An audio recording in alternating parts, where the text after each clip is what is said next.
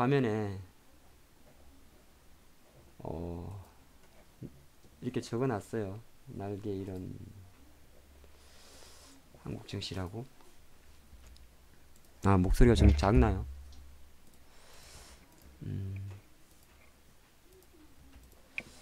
참 참담하죠. 예, 참담합니다.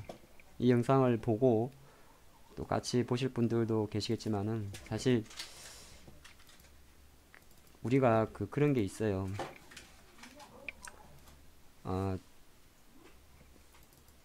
주식이라는 게 사실 돈 먹으면 무섭고, 오늘 저는 뭐 모르겠습니다. 여러분들이 어떻게 느꼈는지 모르겠는데 오늘 10월 29일에 한국 증시는 특히나 이제 오후장 접어들어서 2시 증시에는 어느 정도 시장이 이성을 잃었다 그런 느낌이 좀 들었습니다. 주식이라는 게 이제 오르고 내리면 항상 있는 거예요. 10,000원 하던 주식이 2만원, 5만원이 갈 수도 있고 5만원 하던 주가가 3만원, 2만원, 만원이 갈 수도 있습니다. 근데 이제 그게 판이 깨질 때가 있죠. 예, 판이 깨질 때가 있습니다. 주식이 지금 약간 그런 장이에요. 예. 뭐 다들 공감이 될 겁니다. 뭐 이런 장이 있냐. 그리고 언론에서 계속 이야기가 나옵니다. 뭐 22개월 만에, 지금 코스피 월봉인데요, 22개월 만에 2000선을 깼다, 뭐 이런 이야기인데, 사실 2000선이 뭐가 의미가 있겠습니까? 우리가 보통 표현적으로 이야기할 때 2000, 3000 이렇게 이야기하는 거지 사실 그건 의미가 없어요. 그만큼 지금 코스피가 코스피도 많이 빠졌고 코스닥도 마찬가지죠. 예, 630선. 여기는 화면이 안 나오는데 사실 이제 2015년도에 한번 잠깐 우리나라가 흔들린 적이 있어요. 이때가 아마 불과 3년 전인데 8월 달에 이때 잠깐 유럽 쪽 이슈가 좀 붙었었다. 예, 이때 잠깐만, 탄핵 때인가? 아닌데 그때 잠깐 흔들린 적이 있어요. 그래서 사실 시장은 작년 11월 달에 이맘때죠. 코스닥 활성화 대책해서 잡아 올린 거 다 토해냈습니다. 근데 이제 종목도 당연히 지금 똑같이 지수만큼이나 연초 대비해서 다 빠졌어요. 근데 이렇게 월봉 기준으로 지금 23%짜리가 나왔는데, 뭐 자꾸 데이터 비교해서 뭐 그렇습니다만은 거의 이제 23% 빠진 거는 2008년도 이때 처음입니다. 이때 한 30% 빠졌어요. 그러니까 지금 근데 저는 항상 그런 느낌인데, 이거는 이때고 지난 한 7, 8년, 10년 동안에 워낙 이제 호황장을 좀 보렸기 때문에 되게 낯섭니다. 지금의 하락이. 우리가 표현하러 그 영화배우 유아인이 베테랑이라는 영화에서 한 대사가 있죠. 예, 어이가 없습니다. 그러니까 예를 들어서 아모레퍼스픽이 35만원 하다가 지금 눈 감고 잠깐 안 봤더니 반토막이 난 거죠. 예, 어이가 없어요. 근데 제가 오늘 조금 이런 생각을 해봤는데 몇 가지 신호들이 있습니다. 오늘 장을 조금 이야기를 해보면 그냥 표면적으로 보이는 걸 봅시다. 그래요. 미국이 뭐 한 1% 조정을 보였습니다. 뭐 아마존 실적이 어쩌고 뭐 어쩌고 보였어요. 한 가지 쭉 한번 적어보자고요. 근데 중국 시장이 또 오늘 한 마이너스 2% 빠졌습니다. 근데 중국은 왜 빠졌냐가 중요합니다. 중국은 소비업종이 많이 빠졌어요. 소매 판매 지표가 좀 안 좋아가지고. 물론 이것도 이제 경기적인 이야기입니다. 근데 과연 이게 우리 장에 영향을 미칠 거냐 이거죠. 저는 아니라고 봅니다. 아시아 증시가 다 빠지게 되면 몇 가지를 보는데요. 그럼 환율을 봐야 됩니다. 왜? 환율이 많이 오르고 했으면 외국인 주식을 많이 팔았겠죠. 근데 오늘 장은 실제적으로 환율은 오히려 5원 내렸습니다. 같이 한번 볼까요? 이게 어디 갔니 너? 아니 이제 제가 이제 시장에 대해서 항변하는 게 아니라 한번 잘 들어보셔야 된다는 거. 오늘은 너무 과했기 때문에 제 말의 요지는 우리 장이 지금 사람이 멘탈이 같다는 거죠. 자, 보시면 지금 이제 가장 발목을 잡고 있는 것은 위안화가 7엔을 뚫느냐죠. 첫 번째 쭉 하나씩 보겠습니다. 아직 안 가요. 그리고 이제 미국의 국채 수익률은 뚝뚝 떨어지고 있습니다. 지금은 안 좋은 시그널입니다. 왜? 국채 수익률은 금리 때문에 올랐던 건데 지금 떨어져 버리면 채권을 산단 말이고 주식을 판다는 이야기입니다. 그럼에도 끌고 가고 만약에 우리가 모든 거를 그렇게 해석하잖아요. 오늘만 이야기하는 게 아니라 장이 올랐던 빠진 이유가 금리 인상이었잖아요. 금리 인상이 되면은 기업들이 비용이 증가하니까 실적이 나빠질 것이다 이거잖아요.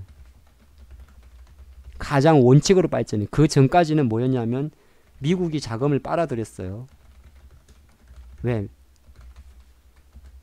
미국이 금리가 올라가니까 한국 아시아 주식 팔아가지고 경기가 좋은 미국으로 투자한다.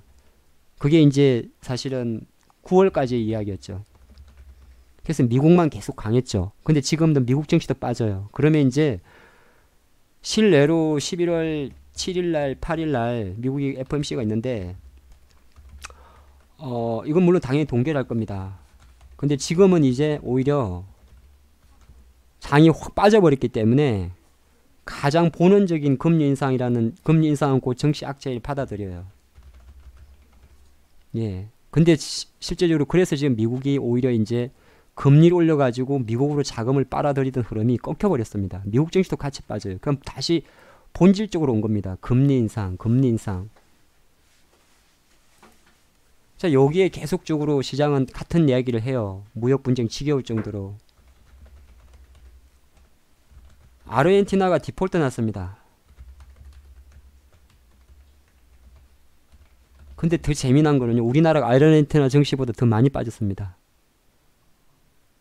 말이 안 되는 거죠. 그러면 결정적으로 오늘 환율도 사실은 어디 갔니 너?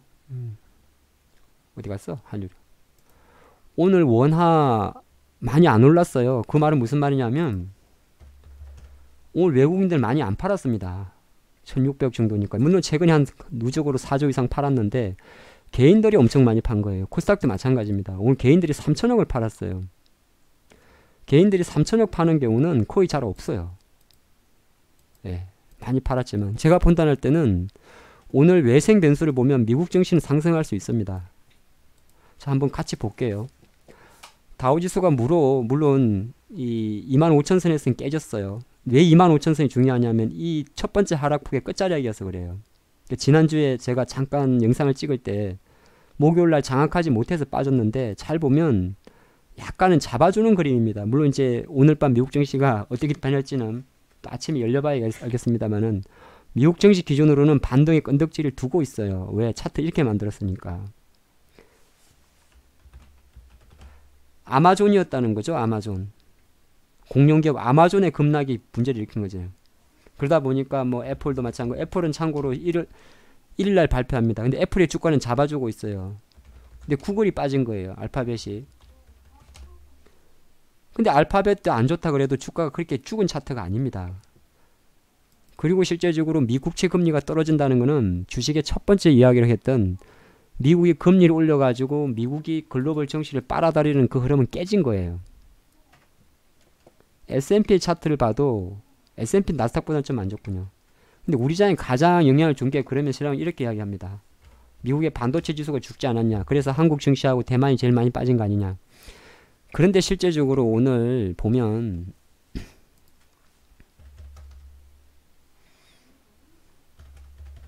삼성전자로 기관들이 이제 자금을 쏘게 되면 삼성전자 쪽으로 돈을 넣습니다. 이렇게 기관들이. 무지하게 많이 잡아넣죠. 오늘 한 430만 주고 들어오고 하이닉스 같은 경우도 800만 주 3일 연속 들어와요. 이 말의 요지는 뭐냐면 실제적으로 지금 장은 오늘 비록 이렇게 개차반이 났지만은 자금은 제가 볼 때는 이 개인들의 매도가 좀 지나쳤다 그렇게 봅니다. 물론 지나쳤다는 거는 어찌 보면 뭐 나쁘다는 게 아니라 투매라는 거죠. 개인들 오늘 코스피 판 거 보면요. 삼성전자, LG화학 다 팝니다. LG화학. 삼성전자 제일 많이 팔았어요. 1000억이나. 4,800 중에서. 이건 뭡니까? 틀린 겁니다. 개인들이 삼성전자 뭐 손절하겠습니까? 틀린 거죠. 틀렸다는 표현이 쓰여요. 반대 매매 당한 겁니다. 하이닉스, LG화학 이런 종목. LG화학 같은 거 왜 팝니까? 그게 멍청하게. 이제 올라갈 건데. 코스닥을 보면 또 마찬가지입니다. 셀트리온 헬스케어, 신라젠, 네이톡스 이런 거 다 틀린 거예요. 그게 제가 보면 예전에 한 말씀드렸는데 반대 매매라는 게 있잖아요. 크게 두 가지가 있을 거 아니에요. 신용이 있을 거 아니에요. 그 다음에 스탁론이 있어요. 무지막지합니다. 근데 신용 같은 경우는 보통 물론 제가 증권사 다닐 때 기준으로 생각을 하면 거의 장마치고 나옵니다. 종가를 보고. 보통 140%인가요? 유지 비율. 그래갖고 다음날 아침에 때려요. 시장가로. 근데 아침에 빠지는 물량들은 신용 물량이기 때문에 장을 좌지우지하지 않습니다. 그래서 제가 항상 말하는 게 아침에 만약에 개장하고 개인 매도 잡히잖아요. 이거는 반대 매매일 확률이 되게 높습니다. 근데 왜 올해는 유독 그럼 개인 반대 매매가 많습니까? 그거는 이제 예전에 말씀드렸는데 경협주 때문에 그래요. 경협주하고 바이오가 신용을 많이 해줬어요. 왜냐하면 경협주 중에는 멀쩡한 회사가 많아요. 신용이란 건 결과적으로는 증권사에서 돈을 내줄 때 적자 기업에 신용 안 들어갑니다. DPC, GMP 같은 종목 신용 안 들어가요. 현대건설, 현대엘리베이터 이런 거, 대하TI 다 신용 다 넣어줘요. 남아통은 이런 거 전부 다. 왜? 본업이 적자가 아니니까. 근데 경협주에 신용이 제일 많아요. 또 바이오 같은 데는 망할 스탁론이 엄청 많이 해줍니다. 경협이 안 되니까 애들이 어떻게 하냐면 한국증권금융에서 빌려주는 건데요. 이는 제도적으로 대부업하는 거잖아요. 우리나라에서. 정부가 대부업하는 건데 이것 자체를 실제적으로 점거금이 안 되면 개인들이 스탁론으로 눈을 돌려요. 그럼 이게 쉽게 말해서 우리가 표현할 때 신용이 은행이라 그러면 예? 제1금융권이라 그래요. 제1금융권에서 빌린다고 칩시다. 예를 들어서 우량하다 생각하니까. 근데 이건 이제 러시안 캐시 가는 거예요. 예를 들어서 러시안 캐시한테 빌리는 거예요. 여기에서 못 빌리니까 신용이 안 돼서 종목 신용이 안 돼서. 그러니까 뭐 예를 들어서 아모레퍼시픽 같은 종목은 신용빚이 없어요. 누가 이거 신용 매매하겠습니까? 근데 현대엘리베이터 같은 거는 이빨 신용 쳐준다고요. 5%잖아요. 많이 털렸을 거예요. 그 경협주가 이게 많아요. 당연히 신라젠 같은 건요. 많이 해줍니다. 많이 줄었는데 이런 종목들은 스탁론을 많이 해줘요. 개인들이 좋아하는 거는 셀트리온 같은 것도. 예, 좀 커다 싶으면 많이 해준다고요. 신용은 얼마 안 돼도. 그래서 제가 볼 때는 오늘 장이 오후에 좀 많이 빠졌는데 아침에 나오는 거는 거의 대부분이 신용 물량 일수가 되게 높습니다. 아마 오늘 장 끝나고 나면 바빠요. 로스컷 이제 그 정리해야 되니까. 근데 장중에 나오는 게 있어요. 아까처럼 2시 정도 나오잖아요. 장중에 나오는 건 거의 다가 아마 스탁론일 겁니다. 아니면 또 이럴 수도 있어요. 제가 증권사마다 조금 룰이 다른 걸로 아는데 신용 같은 경우도 아침에 내는 경우가 있고, 예? 이제 오늘 만약에 141%가 끝났어요. 근데 예를 들어서 장이 변동성이 크면 이걸 만약에 내일 아침 141%니까 1% 때문에 아직 반대 매매가 아니잖아요. 이렇게 놔두느냐? 그렇지가 않습니다. 그렇지 않아요. 증권사가 제가 알기로는 그거를 타이트하게 해요. 그러니까 평소 140%였다가 만약 변동성이 크면 160으로 올려버립니다. 왜? 지금 장이 변동성이 크기 때문에 증권사가 이렇게 하게 되면은 그 다음날 아침에 한 방에 40% 떨어지면 깡통이 나거든요.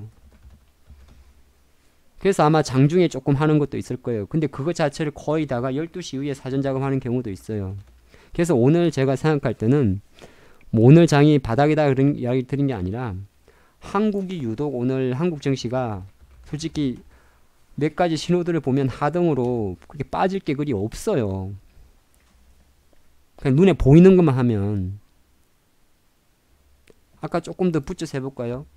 지금 국채금리가 떨어지지 않습니까? 그 말은 미국으로 자금으로 당기던 거는 끝났다는 거예요. 미국으로의 자금 흡수는 끝났다는 겁니다. 즉 무슨 말이냐? 미국 장도 조정이라는 얘기예요. 그쵸? 그럼 달러가 강해야 될 거 아니야. 달러는 조금 강합니다. 근데 그 달러 강한 거는 사실 이제 미국으로 자금 빨아들이니까 이것도 별로 상관이 없어요. 근데 우리 원화가 지금 폭등을 하느냐? 그렇지가 않습니다. 1140원 정도에 멈춰 있어요. 그러면 외국인 매도가 그렇게 공격적인 건 아닙니다. 아마 3천억, 5천억 정도. 그리고 결과적으로 원래 오늘 5천, 사람들은 5천억 이야기 때문에 저도 똑같은 이야기를 했어요. 5천억 정도 투입해서 증시 안정 어쩌고 하잖아요. 절대 증시는 돈으로 계산하는 게 아니에요. 그러면 일례로 지난해 12월달 우리 장이 폭등할 때 뭐 코스닥 벤처펀드 돈 얼마 만드는지 아십니까? 1조도 안 돼요.